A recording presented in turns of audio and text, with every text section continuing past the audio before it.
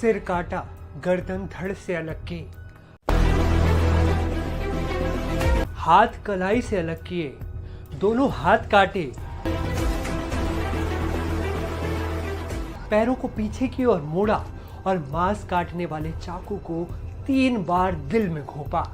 मेरठ के सौरभ राजपूत हत्याकांड में एक के बाद एक चौंकाने वाले खुलासे हो रहे हैं। पुलिस की पूछताछ में सौरभ की पत्नी और उसके बॉयफ्रेंड ने जो खुलासा किया है वह भी बहुत चौंकाने वाले हैं। 6 साल की बेटी पीहू का भी अहम रोल रहा है। सौरभ के हथियारी मुस्कान और उसके प्रेमी साहिल को जेल भिजवाने का तो इस वीडियो में चर्चा सौरभ हत्याकांड की होगी। नमस्कार, मैं प्रशांत शुक्ला। सौरभ के कत्ल के पहले मुस्कान ने साहिल को फोन किया और कहा, सुनो साहिल, तुम जल्दी घर आ जाओ, सौरभ सो चुका है। मुस्कान की इस कॉल के बाद साहिल शुक्ला सौरभ के घर पहुंच गया। सौरभ के बगल में बैठकर मुस्कान और साहिल ने गांजे का नशा किया। नशे के सरूर में साहिल और मुस्कान ने सौरभ की की दोनों हाथ और सिर काटकर बॉडी के 4 टुकड़े किए, फिर हाथ और सिर हाथ में लेकर 800 मीटर की रेंज में घूमते रहे। जब ठिकाने नहीं लगा पाए तो बॉडी पार्ट सहित साहिल के घर दोनों लेकर चले गए। 4 मार्च की सुबह बॉडी पार्ट को फिर सौरभ के घर लेकर आए। ड्रम और सीमेंट खरीद लाए, सभी पार्ट को ड्रम में जमा दिया। फिर शिमला जाकर मुस्कान ने शादी की हनीमून मनाया। मगर 13 दिन बाद कत्ल की कहानी से पर्दा उठ गया। पुलिस कस्टडी में 6 घंटे की पूछताछ में सामने आया कि सौरभ कुछ समय पहले इनके लव अफेयर के बारे में जान गया था। मुस्कान की मां ने कहा कि सौरभ करोड़पति घर का था, उसने मुस्कान के लिए अपना घर बार छोड़ दिया। सौरभ तो मुस्कान को अंधा प्यार करता था। हमारी लड़की ही बदतमीज थी। मुस्कान भले ही मेरी बेटी है, लेकिन उसे फांसी की सजा होनी चाहिए, इससे कम कुछ नहीं। वहीं सौरभ की मां रेणु ने बताया, पोती को घटना के बारे में पता है। पड़ोसियों ने बताया कि वह पोती उनसे कह रही थी कि पापा को ड्रम में रखा है। शायद पोती ने हथियारों को यह सब करते हुए देखा था, तभी से उसे वहां से हटा दिया गया था। मुस्कान से एल मैरिज की वजह से सौरभ को भले ही उसके परिवार ने बेदखल कर दिया हो, मगर रिश्ते अभी जिंदा थे। यही वजह है कि कतर से पहले 3 मार्च की रात को सौरभ इंदिरा नगर के अपने घर गया था। वहां उसकी मां ने रात के खाने में कोफ्ते बनाए थे। वापस आने के वक्त मां ने वह पैक करके भी दिए। सौरभ कोफ्ते लेकर करीब 8:30 पर घर वापस आया और मुस्कान को परोस लिए दिए। किचन में मुस्कान ने सौरभ को परोसे जाने वाले कोफ्ते में नींद की दवा मिला दी। 9:30 पर दोनों ने एक साथ डिनर किया। फिर सौरभ सोने के लिए बेडरूम चला गया। मुस्कान ने बताया करीब 10:30 पर वह सौरभ के कमरे में गई। उसे हिलाकर देखा, मगर वह होश में था। रात में करीब 11:30 पर तब सौरभ पूरी तरह बेहोश हो गया। इसके बाद मुस्कान ने साहिल को फोन कर कहा, अब तुम जल्दी घर आ जाओ, सौरभ बेहोश हो गया है।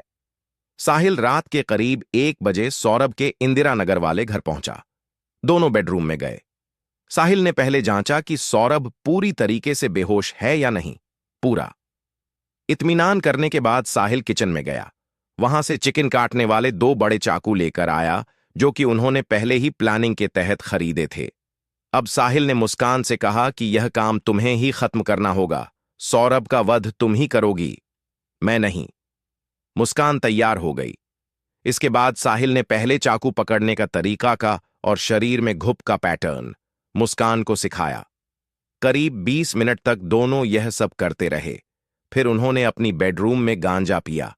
इस दौरान साहिल बराबर मुस्कान को प्रमोट करता रहा कि यह एक अच्छा काम है, नई जिंदगी की शुरुआत है, यह तुम्हारे हाथों से ही होना चाहिए।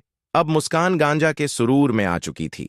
उसने पहले कमरे के किनारे रखे हुए कूलर को ऑन कर दिया। के बाद मुस्कान ने चाकू अपने हाथ में लिया और सौरभ के सीने पर बाईं तरफ रख दिया।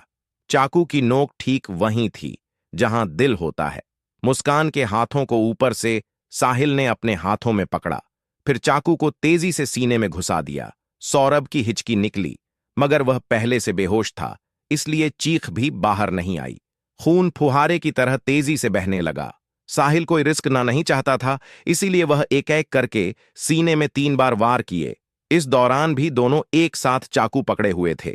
जब उन्हें लगा कि सौरभ की सांस थम गई, तब मुस्कान ने पैर और साहिल ने सौरभ के हाथ पकड़े उसको उठाकर दोनों बाथरूम में ले गए। सबसे पहले साहिल ने सौरभ का गला काटा। इस दौरान मुस्कान दरवाजे पर खड़ी होकर सब देखती रही। साहिल ने लाश के टुकड़े पैक करने के लिए बैग मांगे। कुछ दिन पहले मुस्कान ने पैकिंग बैग ऑनलाइन खरीदे थे, वह उन्हें लेकर आई। तब तक साहिल ने दोनों हाथ काटकर शरीर से अलग कर दिए थे। बॉडी के टुकड़ों को बैग में रखा गया, सिर और दोनों हाथ एक बैग में पैक किए गए, पैर समेत धड़ एक बैग में पैक किए गए। फिर दोनों ने ब्लीचिंग पाउडर से बेडरूम और बाथरूम की सफाई शुरू की। मुस्कान ने 10 केजी ब्लीचिंग पाउडर ऑनलाइन खरीदा था। वह सब करते हुए करीब बज गया। रात में करीब 3 बजे साहिल ने धड़ और पैर वाला बैग बेडरूम के बेड के बॉक्स के अंदर छिपा दिया। ऊपर से कपड़े रखे ताकि कोई खोले भी तो पता ना चले। फिर सिर और हाथ के टुकड़े वाला बैग लेकर ब्रह्मपुरी के अपने घर की तरफ चल दिया। साथ में मुस्कान भी आ गई। साहिल का घर ब्रह्मपुरी में सौरभ के मकान से करीब 800 मीटर दूर था। वहां पहुंचने के बाद दोनों साथ में वहीं सो गए। 4 मार्च की सुबह करीब 7 बजे साहिल ने मुस्कान से कहा, तुम अब बाजार जाओ, एक ड्रम सीमेंट और रेत खरीद लो। करीब 9 बजे मुस्कान और साहिल घर से निकलते हैं। शारदा रोड और घंटा घर पर सारा सामान खरीदते हैं। फिर करीब 10:30 पर दोनों सौरभ के घर वापस पहुंचते हैं। वह घर से सिर और हाथ वाला बैग भी अपने साथ लेकर आए।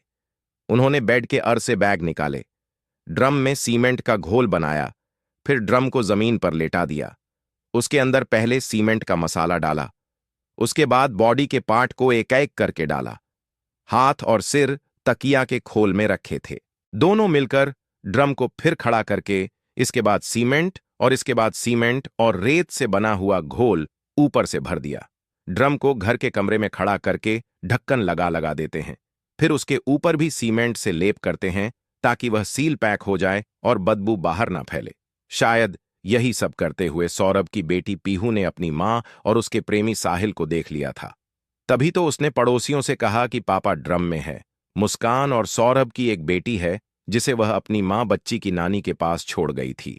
मुस्कान ने अपने मां पिता से कहा कि मैं सौरभ के साथ हिमाचल प्रदेश शिमला मनाली घूमने जा रही हूं। मैं कुछ दिन बाद लौट कर आऊंगी, आप लोग परेशान मत होना। सौरभ जब लंदन से आया तब उसके बैंक अकाउंट में लाख रुपए थे।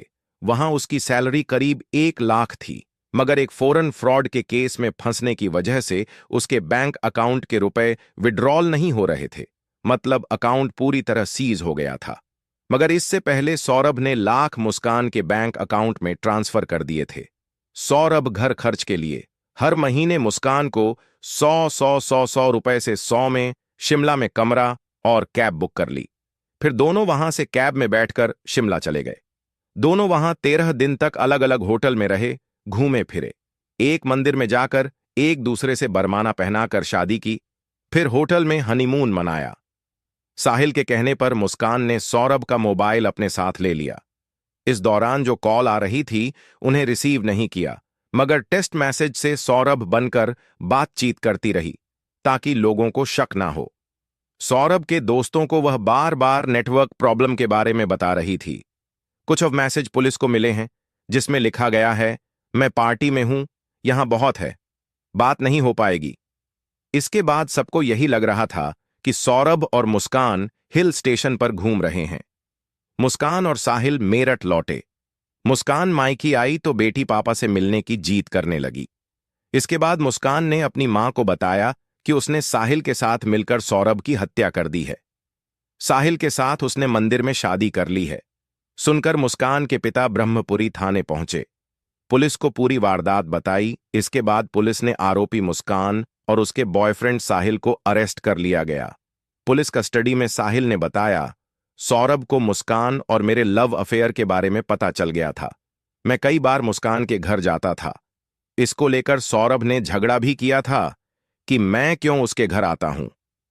सौरभ के मर्चेंट नेवी की नौकरी छूट गई थी।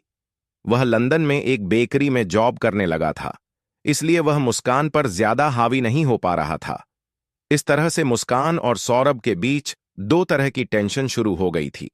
पहली पैसे की दिक्कत, दूसरी लव अफेयर। सौरभ लंदन में रहता था, इसलिए साहिल और मुस्कान की नजदीकी बढ़ती चली गई।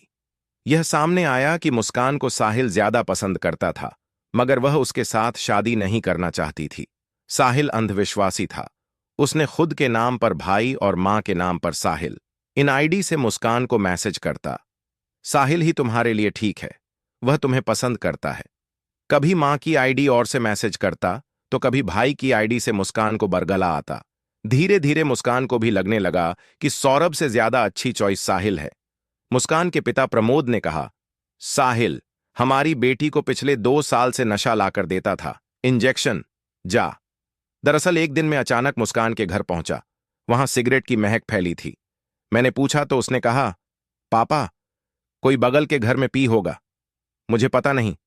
वह रोते हुए कहते हैं कि हम उसकी गलतियों को छिपाते थे मां। कविता ने कहा कि मेरी बेटी ने सौरभ के साथ बहुत गलत किया है। सौरभ करोड़पति घर का था, मगर उसने मुस्कान के लिए अपना घर छोड़ा। मेरी बेटी ने बहुत गलत किया है। मुस्कान भले ही मेरी बेटी हो, मगर यही कहूंगी कि उसको फांसी होनी चाहिए, इससे कम की सजा नहीं होनी चाहिए। बतात कि 25 फरवरी को सौरभ लंदन से लौटकर मेरठ आए, इंदिरा नगर के घर में पत्नी के साथ रहे। 28 फरवरी को पत्नी का बर्थडे मनाया। घर में पार्टी हुई। 3 मार्च को मुस्कान ने डिनर में नींद की दवा मिला दी, सौरभ को बेडरूम में सुला दिया। 3 मार्च को ही साहिल शुक्ला को फोन करके बुलाया, सौरभ की हत्या करके बॉडी के टुकड़े किए। 4 मार्च को मुस्कान ने बेटी पीहू को अपनी मां के घर छोड़ा, साहिल के साथ शिमला चली गई। 17 मार्च को मुस्कान शिमला से लौटी। मायके पहुंचकर माता पिता को पूरी घटना के बारे में बताया। 18 मार्च को पुलिस इंदिरा नगर के घर पहुंची। ड्रम मिला, उसमें जमी हुई सौरभ की बॉडी मिली। 18 मार्च को पुलिस ने साहिल मुस्कान को गिरफ्तार कर लिया। 19 मार्च को पुलिस साहिल मुस्कान को सामने लाई।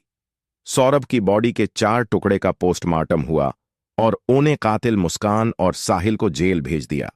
यह है रोंगटे खड़े कर देने वाली सौरभ कुमार राजपूत के कत्ल की पूरी कहानी। मिलते हैं अगली किसी नई वीडियो में, तब तक के लिए स्वस्थ रहे, मस्त रहे। जय हिंद, जय भारत।